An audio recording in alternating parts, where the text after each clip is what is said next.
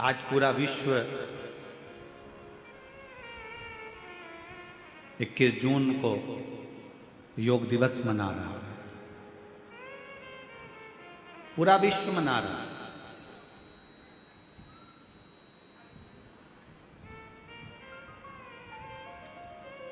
योग ऋषि बाबा रामदेव जी ने पूरे विश्व में इस योग की एक ऐसी अलग जगह दी कि केवल भारत देश ही नहीं, विश्व में भी इस योग दिवस को मनाया जा रहा है। और सभी को इस पवित्र योग दिवस की बहुत बहुत बधाई हो। संपूर्ण देश और संपूर्ण विदेश, जहाँ जहाँ पर सनातन धर्म है, वहाँ के सारे सनातनी स्वस्थ रहें, योग करते रहें और अपने जीवन को अलमस्त होकर जिए। यही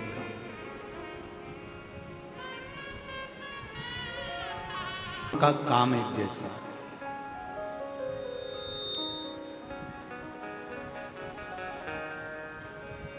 पानी अगर गंदा हो गया तो वो पीने के लायक नहीं रहता।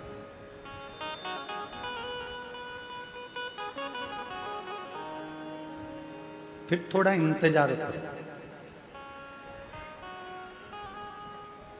पानी गंदा हो गया तो उसको पी नहीं पाओगे, उसको फेंक दोगे, बेकार हो गया, गंदा हो गया, या थोड़ा इंतजार करो। पानी गंदा होने पर पीने के लायक नहीं रहता और वाणी गंदी होने पर बात करने के लायक नहीं रहती।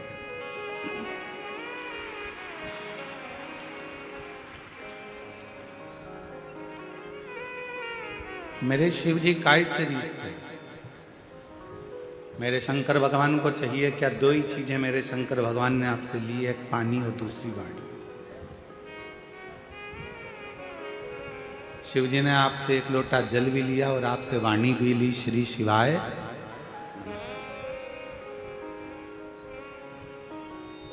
और किसी को रिझाना हो तो यही दो चीज जो शंकर भगवान को चाहिए, वही सारी जगत को चाहिए। पूरी दुनिया को आपसे कुछ नहीं चाहिए। जो शंकर भगवान मृत्यु लोक के देव अधिदेव महादेव, जो पृथ्वी के देवता हैं, देव अधिदेव महादेव जो इस मृत्यु लोक के देव हैं, जो उन्होंने संसार के लोगों से लिया, वही संसार के लोग भी आपसे लेना चाहते।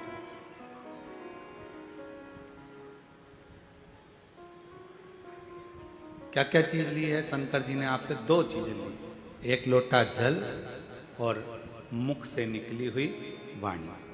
पानी और वाणी।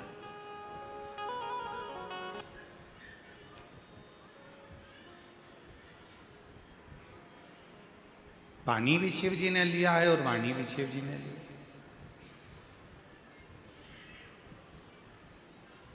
अब जगत को क्या चाहिए?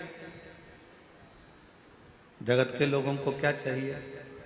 जो शंकर भगवान ने आपसे लिया, पानी भी शंकर भगवान ने लिया और वाणी भी, उसी तरह संसार के लोगों को भी आपसे कुछ नहीं चाहिए।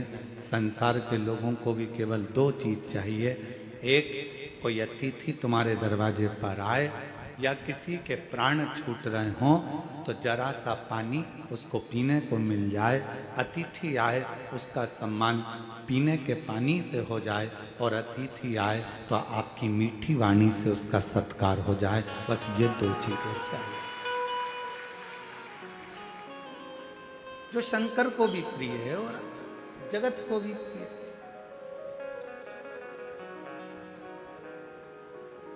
मेरे ओघड़दानी को, मेरे शंभू को, मेरे त्रिकालदर्शी को, मेरे कैलाशी विनाशी शंकर को भी बस यही दो चीज चाहिए।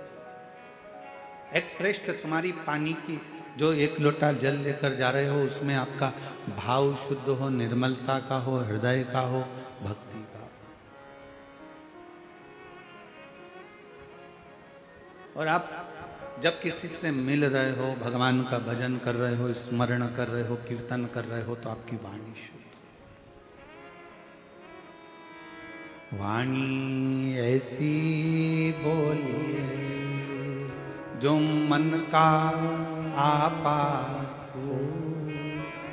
पर आज के जमाने में वाणी ऐसी बोलिए जो जम के झगड़ा हो, पर उससे मत बोलिए जो तुमसे तगड़ा हो।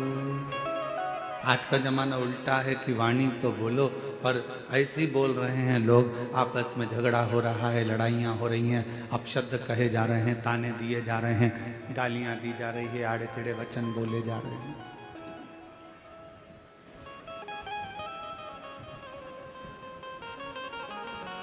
उसमें श्रेष्ठता का भाव कहाँ रह गया?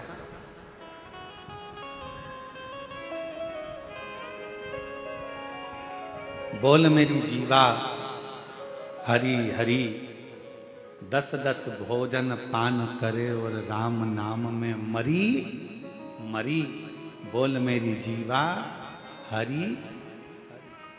ये जिह्वा एक ऐसी विचित्र है कि भजन का नंबर आ जाता है तो ये जीवान एकदम मौन हो जाती है, और भोजन का नंबर आ जाता है तो चिल्ला चिल्ला कितना अच्छा बना है, आज की चटनी तो इतनी अच्छी है, आज तो जो भाजी बनी सब्जी बनी इतनी बढ़िया बनी है, आज की खिचड़ी, आज का चावल, आज का पोहा इतना बढ़िया बना, पूछो ही मत।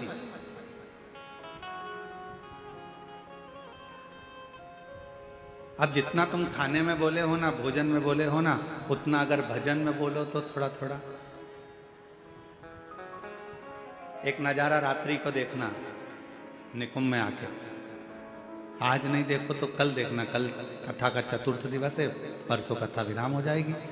कल का कथा का समय तो यही रहेगा 1 बजे से 4 बजे तक, परसों का कथा का समय सुबह 8 बजे से 11 बजे तक हो जाएगा। कल जब कथा का चतुर्थ दिवस रहेगा, विराम दिवस के 1 दिन पहले का दिन कौन सा कहलाता है? जम के बोलो, शिवरात्रि। तो कल तो हो जाएगा कथा का शिवरात्रि का दिन, और परसों के दिन जिस दिन कथा विराम हो रही है उस दिन है प्रदोष, और बाबा की कृपा से उस दिन भी आपको कथा का लाभ का आनंद मिलेगा। शिव तत्व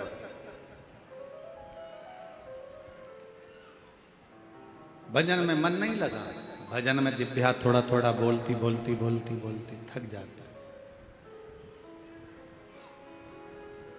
और जिह्वा थकी फिर भगवान का नाम जाप स्मरण नहीं हो पाता।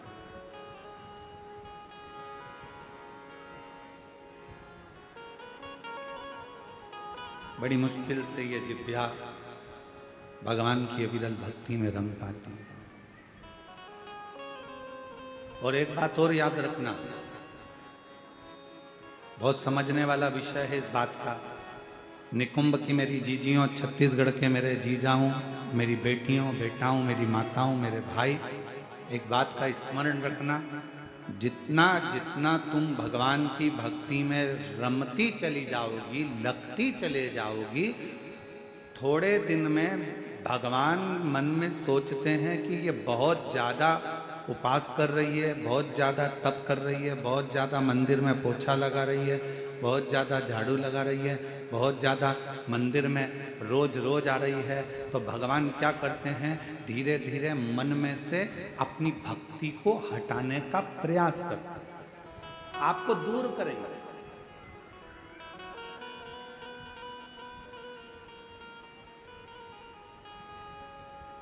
आपको अपनी भक्ति में से थोड़ा थोड़ा भगवान दूर करने का प्रयास करेंगे, जिससे ये मुझसे दूर हो जाए।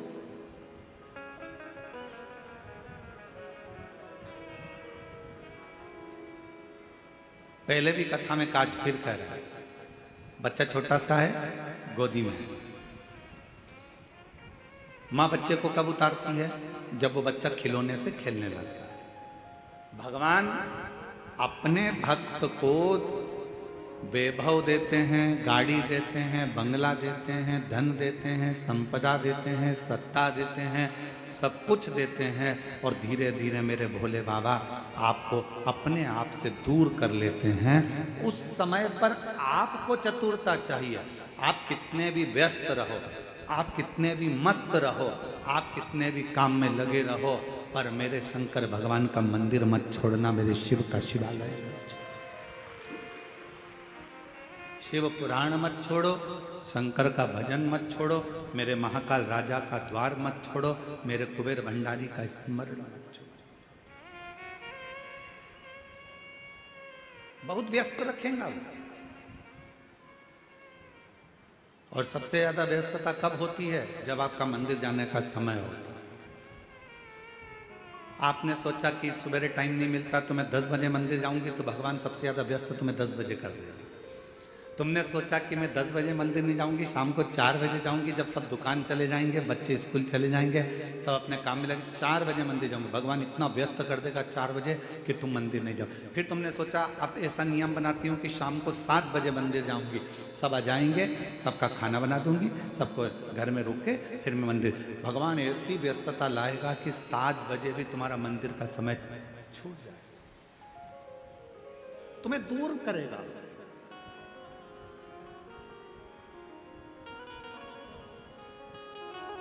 अब उस समय पर आपकी समझदारी चाहिए कि भगवान है मेरे शंभु, है मेरे त्रिकालदर्शी, है मेरे कैलाशी अविनाशी, है मेरे महाकाल राजा, है मेरे काशी विश्वनाथ, ऐसी कौन सी गलती हो रही है जो तुम मुझसे दूर कर रहे हो?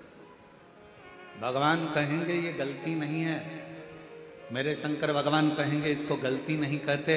शिव जी कहेंगे तू इतनी मुझ में रम गई है, तू इतना मुझे मानने लगा है कि तेरे फैसले तू नहीं ले पा रहा, तेरे फैसले मुझे लेना पड़ रहे हैं, इसलिए अब तुझे थोड़ा दूर कर रहा हूं कि तू पूरा मुझ पर ही आश्रित।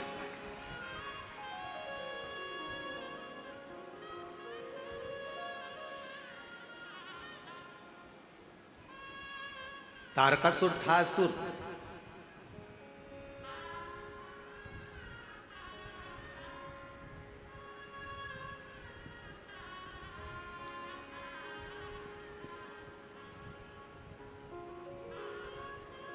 असुर था तारकासुर, पर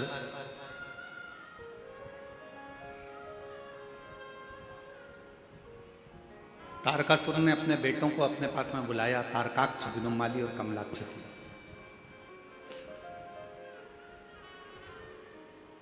तीनों को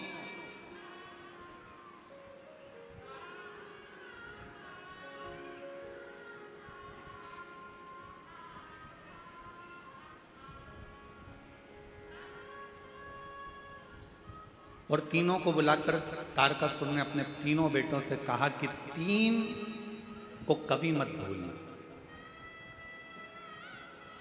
और सुन लो मेरी छत्तीसगढ़ की जीजियों, मेरे छत्तीसगढ़ के जीजाओं, बहुत सावधानी से।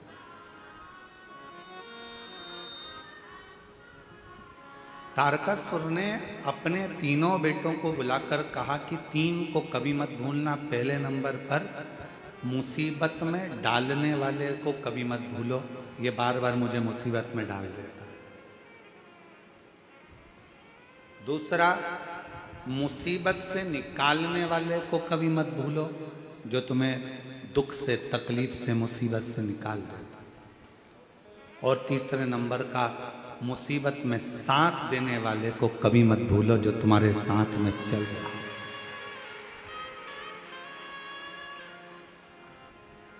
अब तारकासुर के तीनों बेटे तारकाक्ष, विदुम्माली, कमलाक्ष की तीनों के अंदर एक प्रश्न खड़ा हुआ। क्या कभी असुरों की चित्तवृत्ति में भी कोई अच्छा प्रश्न आता है?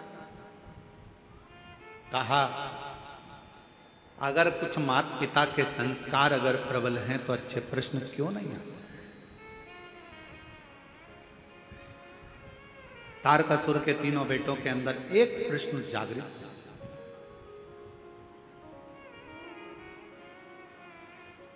और वो प्रश्न कौन सा था? तारकासुर के तीनों बेटों ने कहा पिताजी आप कहते हो मुसीबत में डालने वाले को कभी मत भूलो, मुसीबत से निकालने वाले को कभी मत भूलो, और मुसीबत में साथ देने वालों को कभी मत भूलो। इन तीनों का गुण क्या किसी एक में पाया जा सकता है?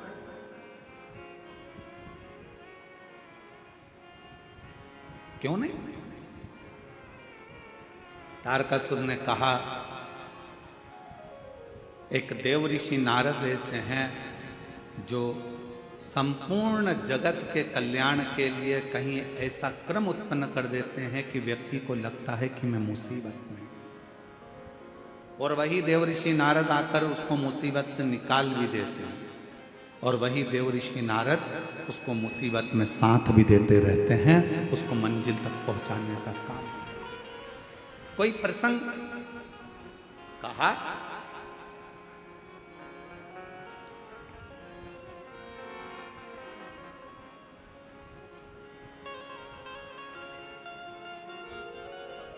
तारकासुर ने कहा, एक प्रसंग मेरे स्मरण में आता है। वो कौन सा प्रसंग है? कहा, वो प्रसंग है भगवान शंकर के नेत्र से रुद्राक्ष की उत्पत्ति हुई, और भगवान शंकर के नेत्र के जल से ही अंधकासुर की उत्पत्ति।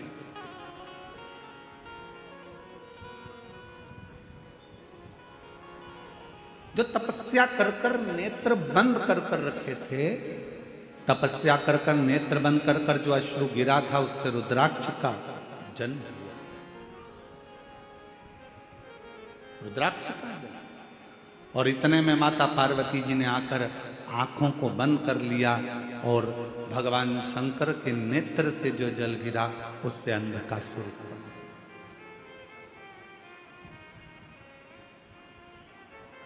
एक तपस्या का जल, एक साधना का जल, एक उपासना का जल, एक मेहनत का जल, एक परिश्रम का जल, एक संघर्ष का जल जो आपके और हमारे शरीर से निकलता है, वो साधारण नहीं होगा।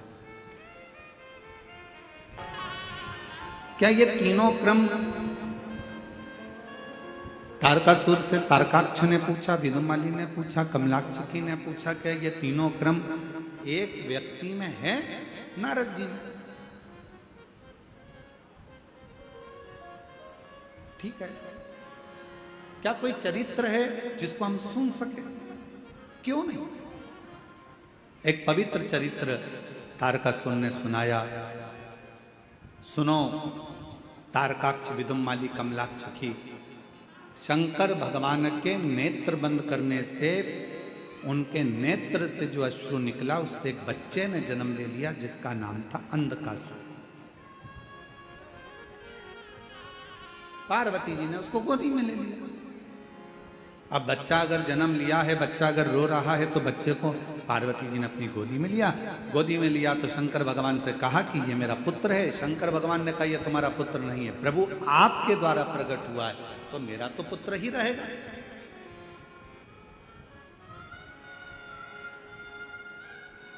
यदि आपके द्वारा अगर प्रकट हुआ है तो ये तो मेरा पुत्र है। भगवान शंकर ने मना करा, इसको समुद्र में फेंक दो। पार्वती जी ने अंधकासुर को समुद्र में डाल दिया। हिरण्याक्ष ने उसको पाल पोस कर बड़ा करा, और हिरण्याक्ष ने पाल पोस कर बड़ा करा। उसको जब बड़ा करा, समय आया, वराह अवतार के रूप में भगवान श्री हरि ने, नारायण ने उस हिरण्याक्ष का वध कर दिया। अब जरा ध्यान देना कि नारद जी ने वो क्रम कैसे करे। नारद जी पहुंचे अंधकासुर के पास, और अंधकासुर से कहा कि तुमने जिंदगी में कभी तप करा?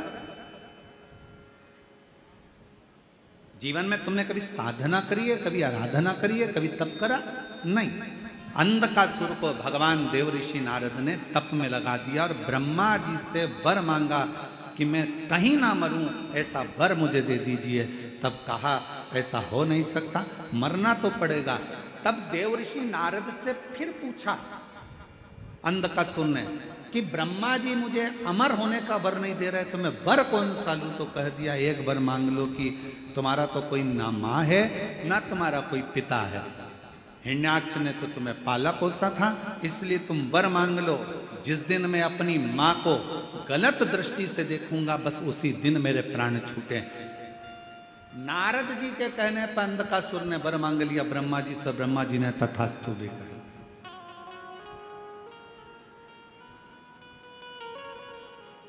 अब तथास्तु तो कह दिया,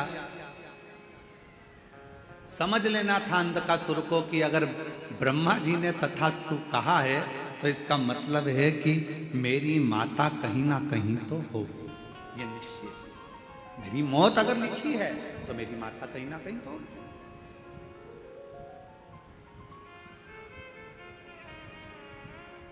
दे दिया भाई। और समय आया,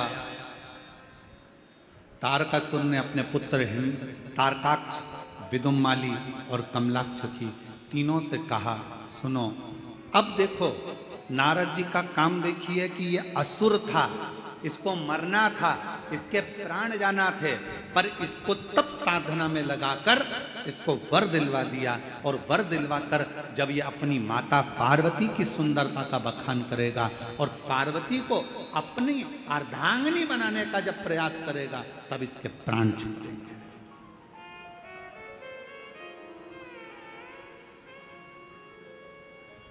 और समझाया देवऋषि नारद ने। ऐसा नहीं कि देवऋषि नारद समझाते नहीं है, नारद जी का काम है समझाना, ज्ञान देना। एक विद्वान संत, साधु, सन्यासी, तपस्वी, साधक, उपासक की एक क्रमता होती है कि वो समझाने का प्रयास करते, पर तुम्हारी बुद्धि में बैठे तब तुम्हें समझ में आए। महाराज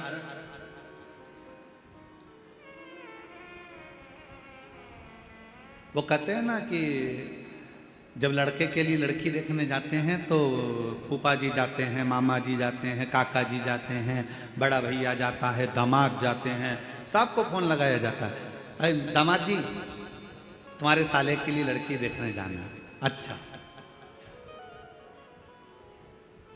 अरे मामा जी तुम्हारे भांजे के लिए लड़की देखने जाना है, फूफा जी तुम्हारे भतीजे के लिए लड़की देखने जाना है। चलो, अब सबको ले जाकर लड़की वालों के यहाँ बिठा दिया और लड़की वालों के यहाँ पर लड़की चाय की ट्रे लेकर आई। तो जितने भी देखने गए थे ये सब आपस में मन में विचार करने लगे कि हम हमारे साले के लिए लड़की देखने के लिए आए हैं, हम हमारी भांजे के लिए लड़की देखने आए हैं, हम हमारे भतीजे के लिए लड़की देखने आए हैं। सब की सब जितने लड़की देखने गए थे सब ने विचार करा, अपना ही निर्णय गड़बड़ हो गया था, तो फिर भांजे का निर्णय कैसे ले पाएंगे।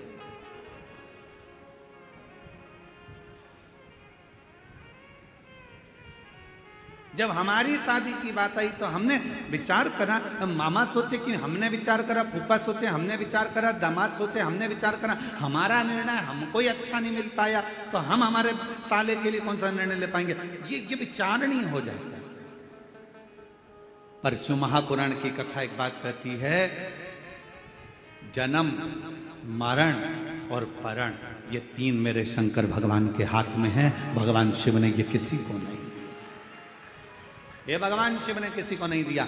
जन्म कब होना है, कहाँ होना है, कैसे होना है, कितनी बजे होना है, ये निश्चित स्वयं देवादिदेव महादेव करते हैं। मरण, मृत्यु कहाँ होना है, किस जगह पर होना है, भले तुम कहीं पर भी रहते हो पर तुम्हारी मौत जहां लिखी होगी, जब लिखी होगी, जिस जगह पर लिखी होगी, जिस घड़ी में लिखी होगी, उस घड़ी में, उस पल, उस समय में मृत्यु तुमको लेकर चली जाएगी। और अगर तुम्हारी मौत नहीं लिखी है तो चाहे दुनिया के लोग मृत्यु के घाट उतर रहे हों, बाबा भोलेनाथ उस व्यक्ति को कैसे भी काल के पंजे से निकाल कर बाहर ले आएंगे। कोई बच जाएगा और मालूम पड़े बाकी के मर जाए।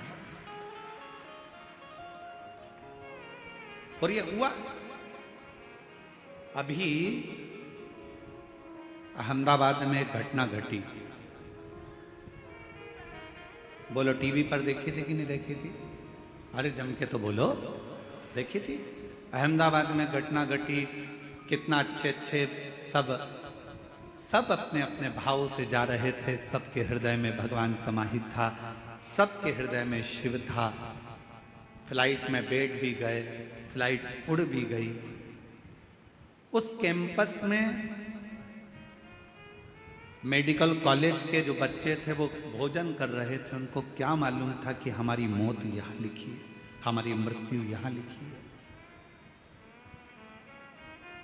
वो फ्लाइट में उड़ने वालों को क्या पता था कि हमारी मृत्यु यहाँ लिखी है? किसको मालूम?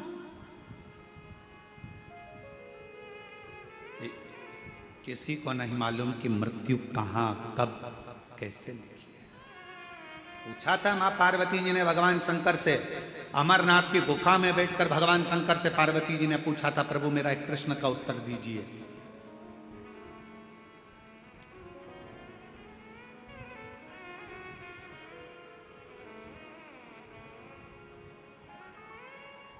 मृत्यु की तिथि, मृत्यु का समय, मृत्यु का पल, मृत्यु की घड़ी कब लिखी जाती है? थोड़ा ध्यान देना, पूर्व में क्या हुआ है, तुमने कितना कमाया कितना गमाया, पूर्व में क्या तुम्हारे पास था क्या नहीं था, ये बताना सरल है, पर आने वाला समय क्या कह रहा है, कितने दिन जियोगे, कब चले जाओगे, कब आखिरी श्वास होगी, कब भगवान का भजन कर रहे होगे, कब प्राणों को त्याग रहे होगे, ये बताना कठिन है, बहुत कठिन। कोई कितना भी विद्वान संत बन जाए, कोई कितना विद्वान साधु बन जाए, कोई कितना विद्वान सन्यासी बन जाए, कोई कितना भी बड़ा महाराज बन जाए, वो बता नहीं सकता। याद रखना, सबसे पहला दर्शन करने के लिए मेरे शंकर भगवान राम जी के दरवाजे पर गए थे। मां कौशल्या जी की गोद में से राम जी को गोद में लेकर दर्शन किया था। क्या मेरे शंकर भगवान को नहीं मालूम था कि राम जी को 14 वर्ष के लिए वनवास जाना पड़ेगा? मेरे राम जी को मालूम था। क्या मेरे राम जी को नहीं मालूम था कि सीता जी का परित्याग करना पड़ेगा? मेरे शंकर भगवान को मालूम था। पर मेरे शंकर भगवान ने ये सब कुछ देखा, पर भविष्य नहीं बताया कि आने वाले समय में तुम्हारे साथ क्या होने वाला है। याद रखना, संत साधु सन्यासी तपस्वी साधक उपासक दुनिया में कितने भी पैदा हो जाएं, पर मृत्यु कब कहां कैसे होगी, इसका रिसर्च तो वैज्ञानिक भी नहीं कर सकते, साइंटिस्ट भी नहीं कर सकते।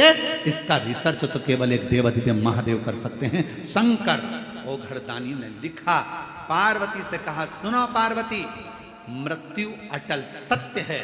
जब बच्चे की नाल कटती है, मां के गर्भ से जब बच्चा जन्म लेता है, उसकी नाल कटती है, उस नाल कटने के समय पर बच्चे की मृत्यु लिख दी जाती है कि कब कहां किस जगह कैसे होगी। समय निश्चित हो जाता है।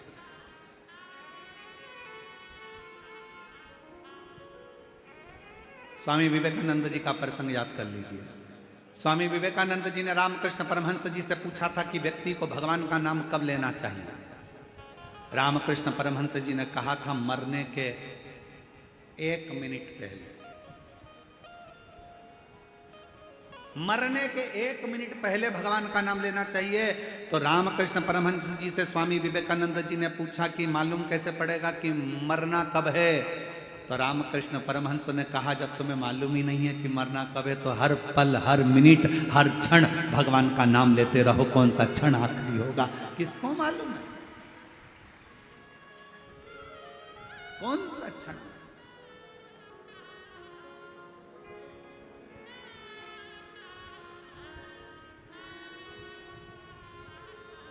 और महाराज, अंत समय प्रभु आना पड़ेगा, वचन दिया तुम्हें मानना पड़ेगा।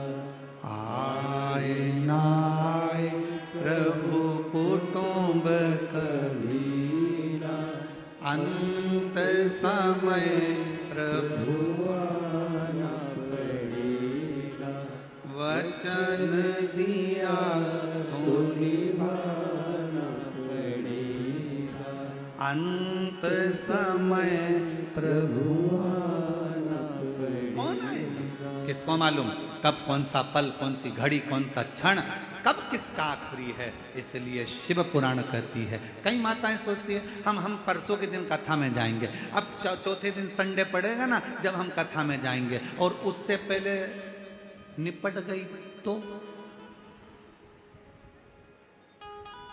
इसको मालूम।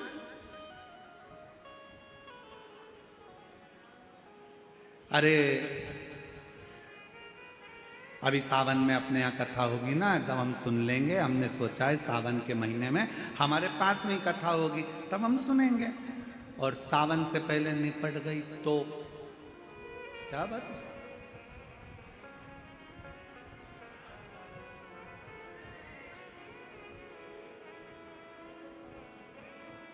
बहुत कठिन, बहुत कठिन। खूब भगवान का नाम ले, खेत में काम करो, धान बो,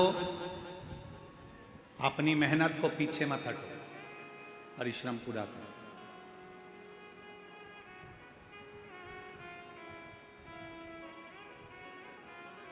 अभी छत्तीसगढ़ में एक चीज हमको देखने को मिल रही है, देखने को मिल रही है, इसलिए हम कहने में पीछे नहीं हटते, भले किसी को बुरा लगे चाहे भला लगे।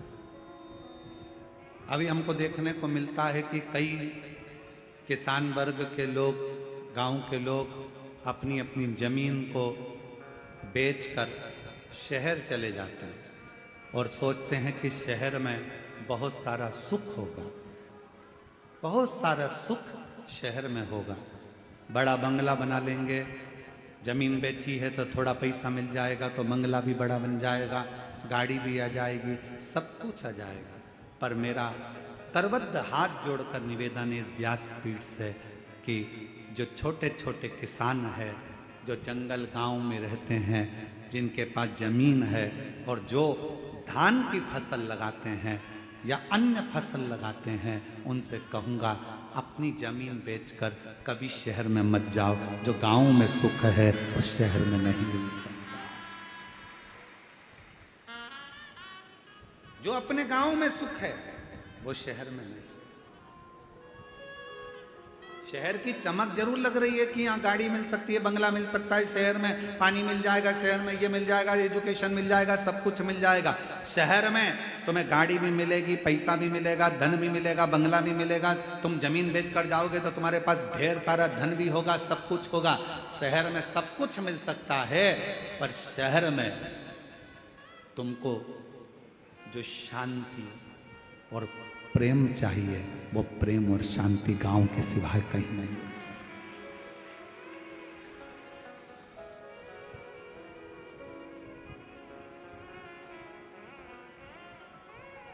कितना अंतर है शहर और गांव में। शहर में अगर कोई साधु भी आ जाए, संत भी आ जाए ना, तो लोग उसको भिखारी समझते हैं। मांगने आया होगा, दरवाजा बंद कर दो, दरवाजा मत खोलना, दरवाजे पर लिख देते हैं कुत्तों से सावधान, अंदर मत घुस जाना। शहर में अगर कोई साधु संत भी आ जाए तो लोग उसको भिक्षुक समझते हैं, भिखारी समझते हैं। और गांव में अगर कोई भिखारी भी आ जाए ना तो लोग उसे संत समझते हैं, साधु समझते हैं, सन्यासी समझते हैं, तपस्वी समझते हैं।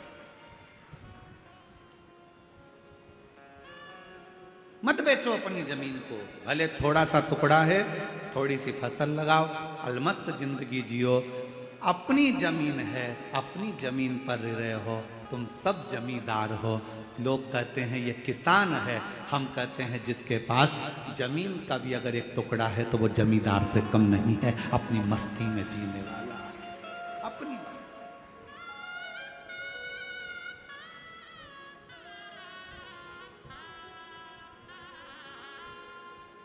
थोड़ा अलमस्त रहो। अपने जीवन को जितना प्रसन्नता में जीने का एक लक्ष्य बना सकते हो, वो छोटे से गांव में ही बना सकते हो।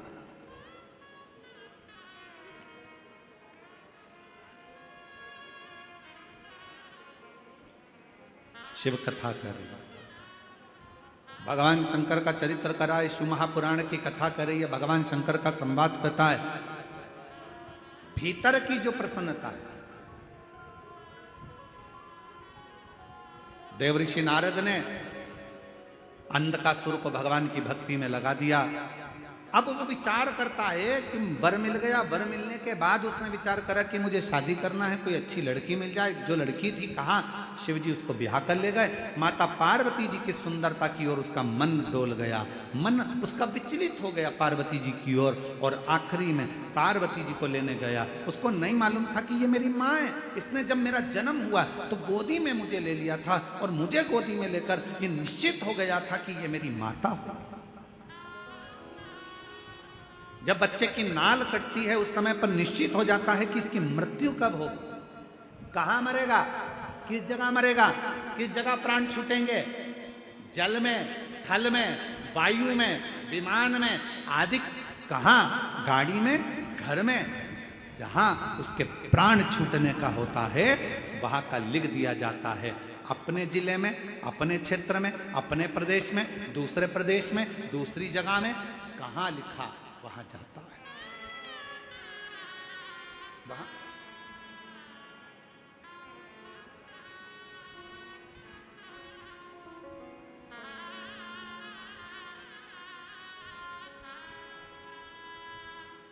इसलिए शिव पुराण कहती है जितना समय मिले, ये मत सोचना अगली कथा जब छत्तीसगढ़ में होगी ना तब मैं कथा सुनने के लिए जाऊंगी। नहीं नहीं नहीं, काल करे सो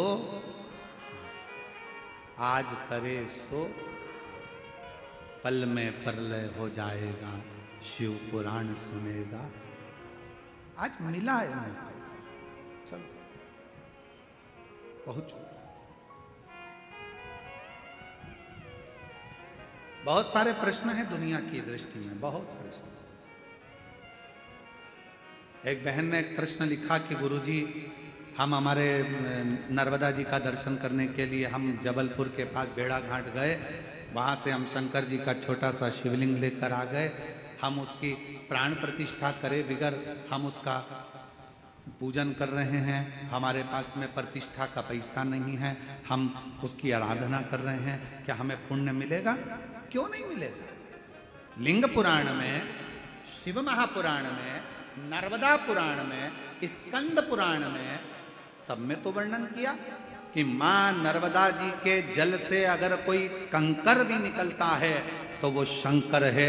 उस शंकर की प्रतिष्ठा की जरूरत नहीं होती, वो अपने आप में प्रतिष्ठित होता है। आप उसकी आराधना करिए, कौन मना कर रहा है? आप उसके जल चढ़ाओ, पूजन करो, आराधना करो।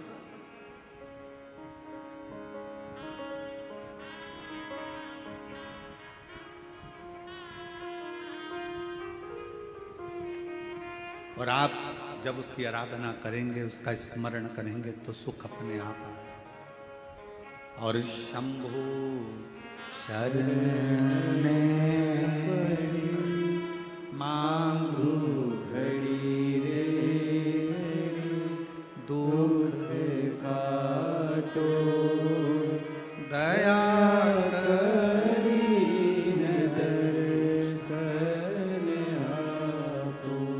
सारे प्रश्न है। गुरु जी हम क्या भगवान का नाम ले सकते हैं? हम रजस्वला धर्म में हैं, क्या भगवान को पुकार सकते हैं? द्रौपदी का चरित्र कहता है कि द्रौपदी रजस्वला धर्म में थी, दुशासन बाल खींच कर लेकर गया, भरी सभा में खड़ा कर दिया, चीर खींचने लगा। आखिरी में द्रौपदी ने अपने गुरु जी से पूछा, गुरु द्रोणाचार्य से कहा, गुरुदेव कोई नहीं बचा रहा, मेरे पति नहीं बचा रहे, मेरे काका ससुर, काकी सास बैठी, अंधकार यहाँ पर धृतराष्ट्र गांधारी बैठे, वो नहीं बचा रहे, कोई बचाने को तैयार नहीं है, भीष्म पितामह नहीं बचा रहे, गुरुदेव आप बताओ मैं क्या करूं?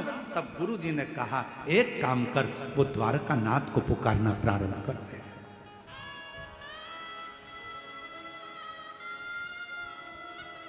भगवान को पुकार।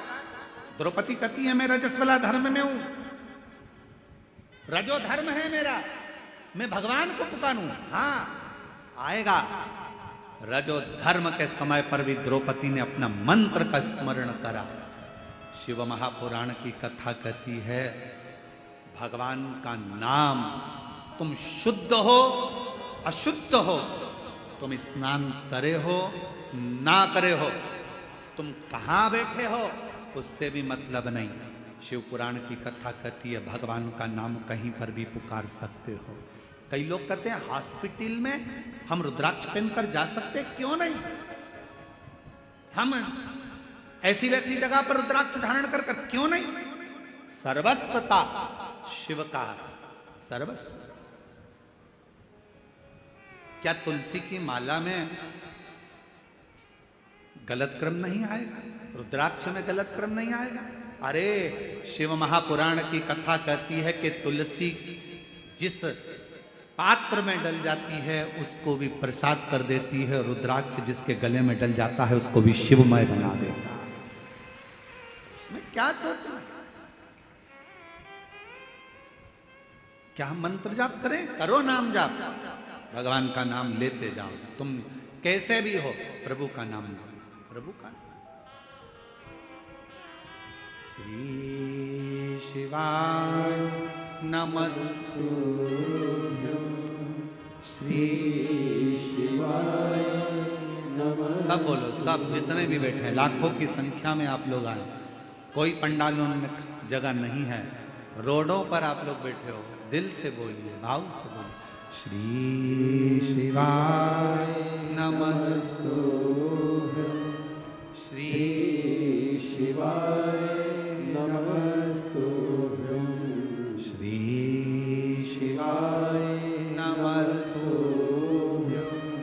श्री शिवाय नमस्तु। भगवान का नाम कहीं पर कभी भी कैसे भी किसी भी घड़ी किसी भी पल किसी भी क्षण पुकार सकते। रात्रि को नींद ना आए, बैठ जाओ 2 मिनट भगवान का नाम पुकारो। कोई काम अड़चन आ गई है, परिश्रम करो, मेहनत करो, कुछ देर भगवान के नाम का स्मरण करो, भगवान आए आए। जब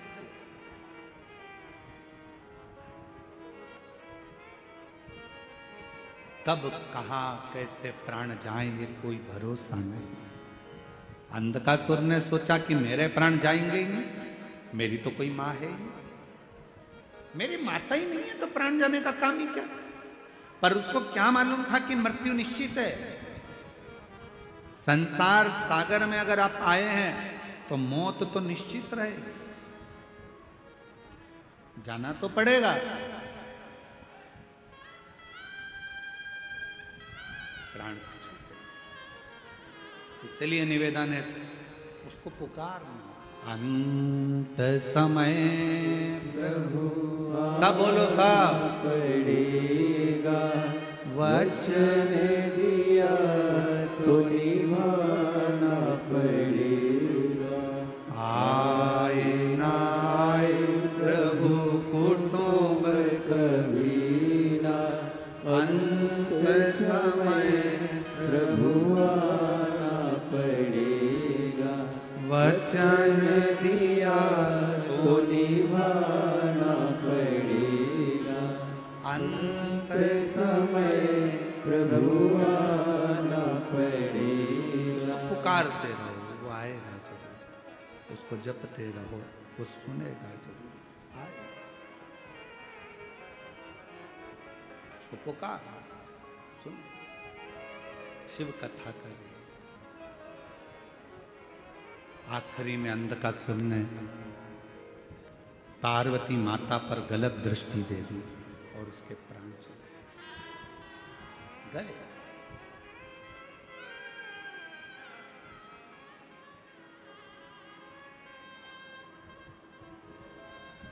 कई लोग ऐसे भी हैं, यहीं बैठे हैं, कई मेरी जीजियां ऐसी बैठी हैं, कई बेटियां ऐसी बैठी हैं, कई जीजा ऐसे बैठे हैं।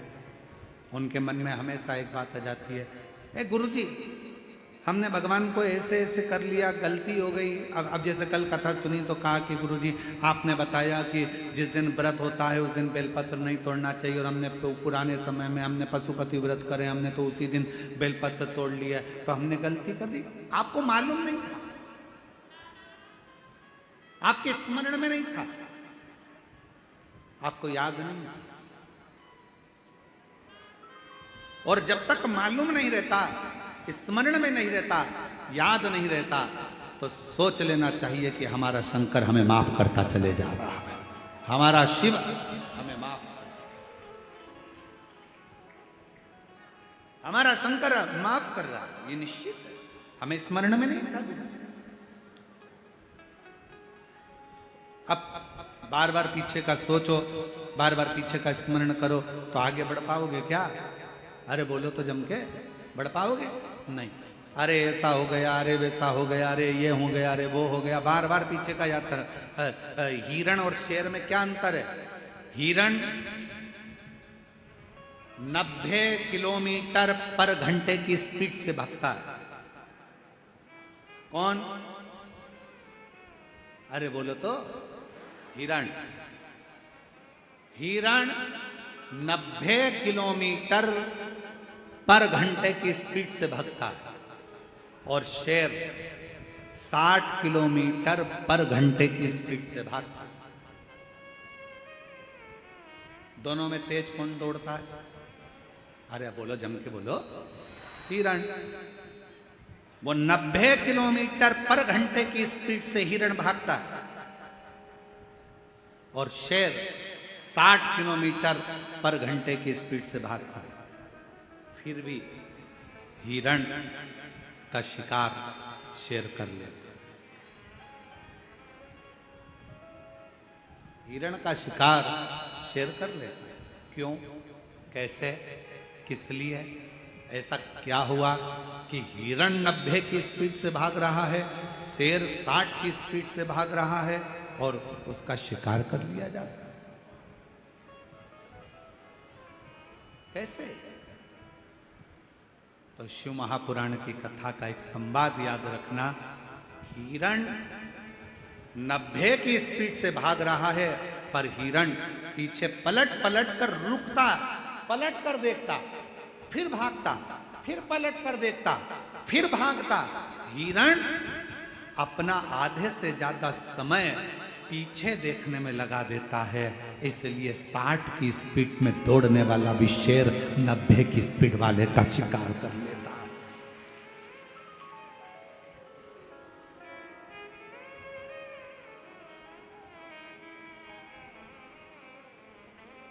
पलट रहा है, पीछे देख रहा है, पीछे, फिर पीछे देखा, फिर पीछे देखा, फिर पीछे देखा, फिर पीछे देखा, तो शेर ने उसका शिकार कर लिया। 90 की स्पीड में भाग रहा था हिरण, पर 60 वाले ने 90 वाले का शिकार कर लिया। पीछे पलटने के चक्कर। और आपसे निवेदन है मेरी छत्तीसगढ़ की जीजियों, मेरे छत्तीसगढ़ के जीजाओं, मेरी बेटियों बेटाओं, आपसे निवेदन है। कई बेटियां कहती हैं मैंने पहले एग्जाम दिया, 4 बार एग्जाम दिया, 5 बार एग्जाम दिया, मैं क्लियर नहीं कर पा रही हूँ, मैं सीए बनूंगी कि नहीं बनूंगी, डॉक्टर बनूंगी कि नहीं बनूंगी, मैं ये वाला एग्जाम पास करूंगी कि नहीं करूंगी, मैं ये कर पाऊंगी कि नहीं कर पाऊंगी, मैं इंजीनियर बन पाऊंगी कि नहीं बन पाऊंगी, मैं कलेक्टर बनूंगी कि नहीं, मैं एसपी बनूंगी कि नहीं बनूंगी। ये पीछे तुमने कितने भी एग्जाम दिए उसको मत देखो, तुम्हारी स्पीड 90 की होना चाहिए। अच्छा पढ़ो, मेहनत करो, संघर्ष करो और दौड़ते रहो, आगे बढ़ते रहो, फिर तुम्हारा शिकार कभी नहीं होगा। तुम एक दिन अपने सिंहासन पर बैठकर ही रहोगे। एक पत्र है, अच्छा है, देखिए, शंभू शंभू।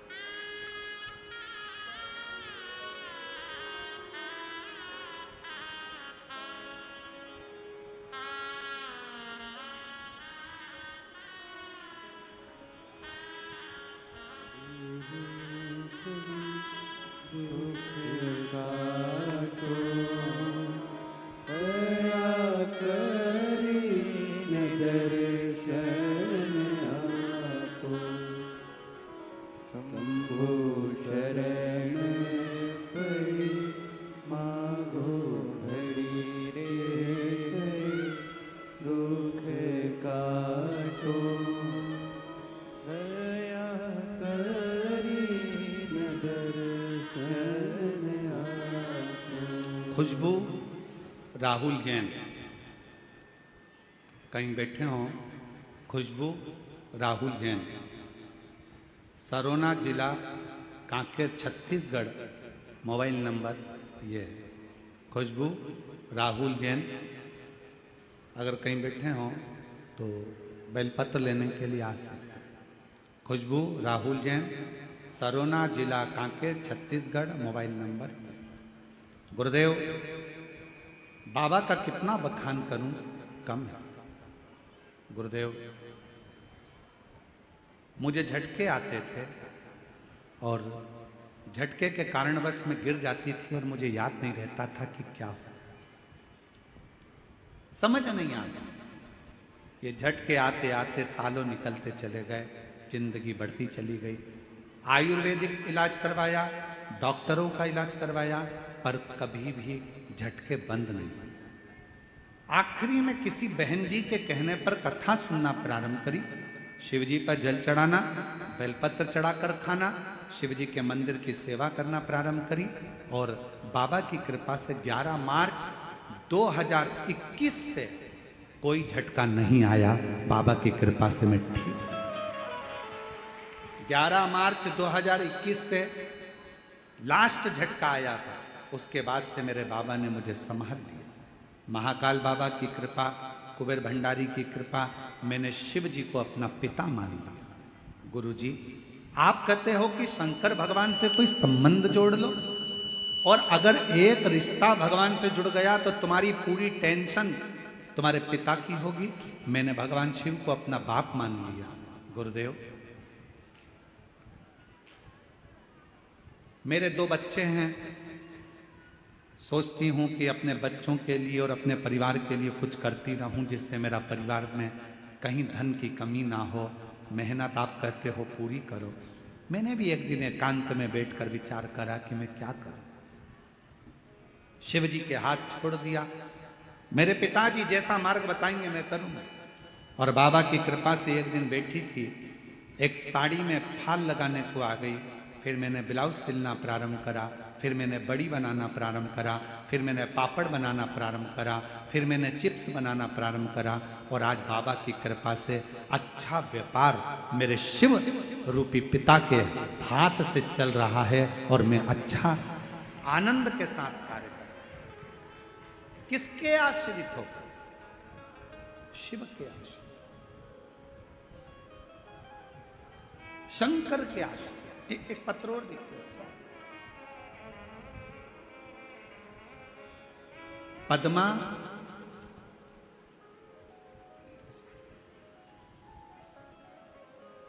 जरा पढ़ के बताओ क्या लिखा है। पद्मा सहारा, सहाड़ा, पद्मा सहाड़ा, जामसार कला थाना डोंगर गांव से हूँ। कहीं बैठी हो तो हाथ हिला सकती हैं। पद्मा सहारा,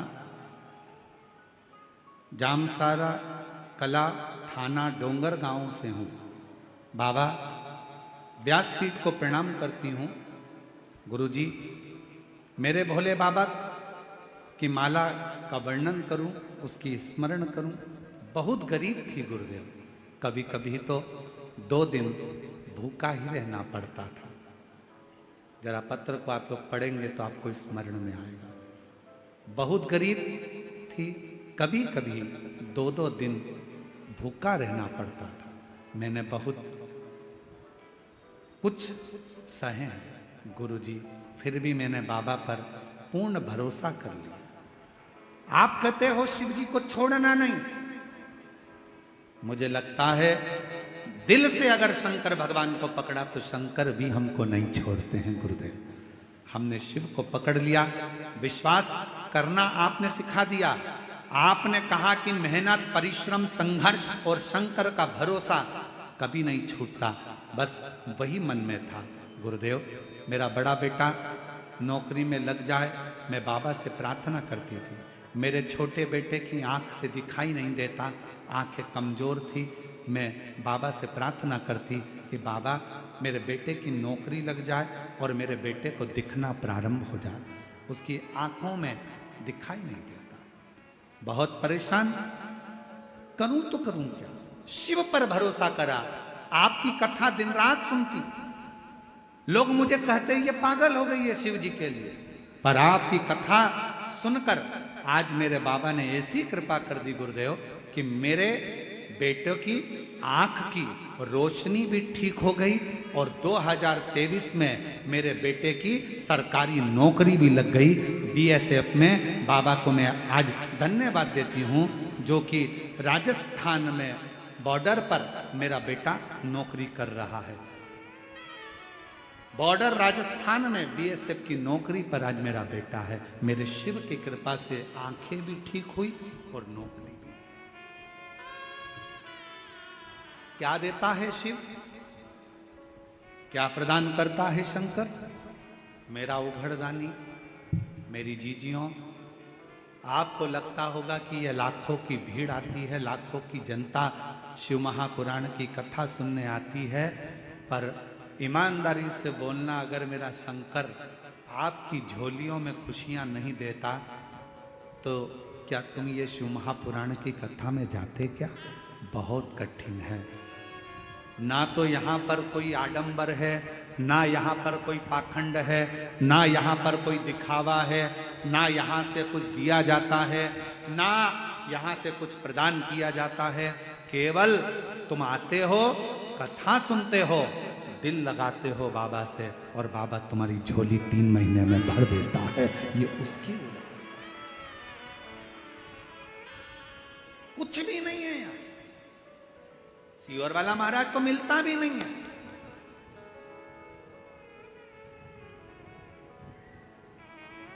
हम आपसे मिलते भी नहीं है और नहीं मिलने का कारण केवल एक है कि भगवान को भगवान रहने दो, इंसान को भगवान मत बनाओ, इसलिए नहीं मिलते आपसे। कई लोगों के मन में आ जाएगा सीहोर वाले महाराज जी से मिल लें हम, भगवान ऐसा कृपा कर दे, महाराज जी हाथ रख दे, महाराज जी ऐसा। ना ना ना ना, आप भगवान को भगवान रहने दो, इंसान को भगवान मत बनाओ। आज के जमाने में ढेर सारे भगवान बन के बैठे हुए हैं, ढेर सारे। कोई क्या हमारे पास आओ हम तुम्हारा कल्याण कर देंगे, कोई क्या हमारे पास आओ हम तुम्हारा कल्याण कर देंगे। कोई नहीं कर सकता किसी का कल्याण। दुनिया में केवल एक शंकर ही ऐसे हैं जो जगत का कल्याण कर सकते हैं, बाकी का कोई नहीं मिलते हम। और इस बात के पीछे बहुत विवाद भी होता है। कई लोग कहते हैं महाराज जी तो चाय पीने जाते होंगे तो इतने लाख ले लेते होंगे। कई लोग कहते हैं महाराज जी तो ऐसे जाते होंगे किसी के घर तो करोड़ों रुपए ले लेते होंगे। ना ना ना ना, हम चाय तो हमारी जिंदगी में आज तक मुंह पे रखी नहीं, क्योंकि हमारे घर में जब हमारी परिस्थिति ऐसी थी तो हमारे यहाँ चाय बनाने के लिए दूध का भी पैसा नहीं था। तो हमें स्मरण में है हमारी माँ थोड़ा सा कहीं से अगर गुड़ मिल जाता था तो पानी में घोल कर उसको दे देती थी, होठ पर लगा लेते थे तो लगता था कि